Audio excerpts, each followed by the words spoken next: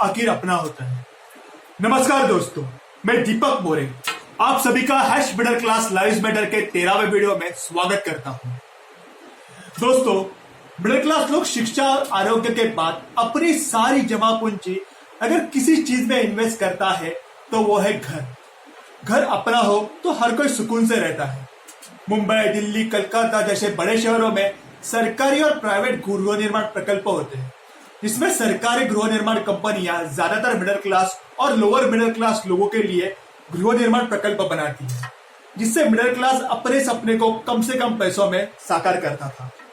पर 1991 के बाद जैसे फॉरेन इन्वेस्टमेंट बढ़ने लगी और जमीनों के भाव बढ़ने लगे, वैसे वैसे सरकारी कंपनियों ने ऐसे गृह प्रकल्प बनाना मानो छोड़ दिया और प्राइवेट कंपनियों को गृह निर्माण के लिए ठेके देने लगे, जिससे न सिर्फ भ्रष्टाचार बढ़ा पर मानो मिडिल क्लास प्राइवेट नौकरी करने वालों का शहर में सुकून से रहने का सपना मानो तहस नहस हो गया। घर खरीदना मानो हर मिडिल क्लास आदमी के लिए इतना मुश्किल कर दिया कि stamp duty, registration, GST, loan, इनके जंजाल में उनके जीवन का पूरा आनंद खो दिया और मार्केट और स्टेटस सिंबल बना के मिडिल क्लास आदमी को ऐसे चक्रव्यूह में डाल दिया जैसे वह कभी इससे बाहर ही ना निकल सके।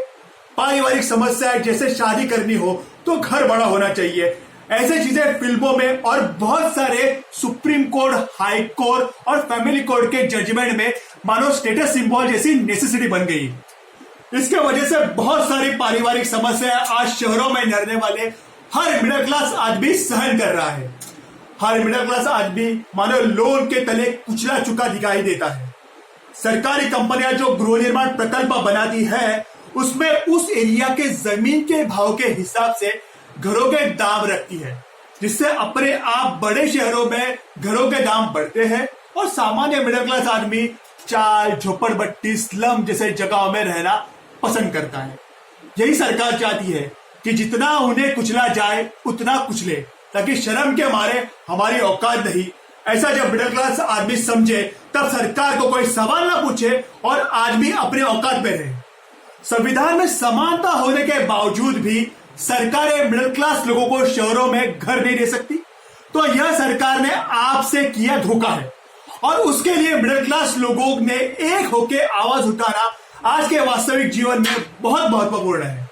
अगर आज आपने ऐसा नहीं किया तो आपका भविष्य में बहुत बड़े संकट का सामना करना पड़ेगा। सरकार में कोई भी पक्ष हो, मिडिल लॉबी से उनको हमेशा फायदा होता है।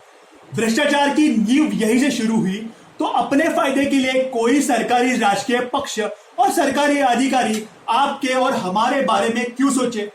स्वयं विचार कीजिए।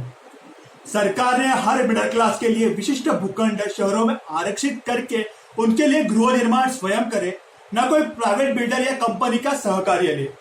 इमारत तैयार होने पर सारी सदनिकाएं लोगों के इनकम के हिसाब से बेचते समय लोन, ईएमआई को दूर रख के सरकार उन सदनिकाधारों से स्वयं हर माह के हिसाब से उसकी कीमत ले ले, ताकि सामान्य मिडिल क्लास के ऊपर लोन, ईएमआई का बंधन ना हो और सरकारी हस्तक्षेप भी बना रहे। इमारत की सदनिकाएं बेचते समय कम से कम स्टैंप ड्यूटी, रजिस्ट्रेशन रखे, ताकि मिडिल क्लास उनको अपने हिसाब से बिना दिक्कत खरीद सके। राजकीय पक्ष और सरकारी अधिकारियों को कम से कम हस्तक्षेप करे, इसके लिए सुविधा डिजिटल बनाए। शहरों के लोक संख्या के हिसाब से गृह निर्माण बनाए, ताकि बाहर से आए लोगों पर नियंत्रण बना रखे और जो उस राज्य का रहवासी हकदार है उसी को यह सुविधा मिले। कानून सख्त बनाए और राज्य के हाई कोर्ट, सुप्रीम कोर्ट को इस कानून में कोई भी हस्तक्षेप करने की अनुमति ना दे। इसके वजह से शहरों में बाहर के राज्य से आने वाले लोग अपने आप इस गृह निर्माण सुविधा से दूर हो जाए। गृह निर्माण में लोक संख्या बढ़ने के वजह से जो प्राइवेट बिल्डर का अतिक्रमण हुआ उसे दूर रखें और पूरे देश में गृह निर्माण का कार्य केंद्र सरकार अपने कार्य क्षेत्र में रखे, ताकि देश के मिडिल क्लास को समानता से रहने का अधिकार मिले। सख्त कानून बना के उसकी कार्य क्षमता बढ़ाए, ताकि संवैधानिक रूप से हर कोई अपने घरों में अच्छे से रह सके। Hash middle class lives matter इस कार्य को आंदोलन और सख्त कानून बनाने के कार्य में जुड़ चुकी है।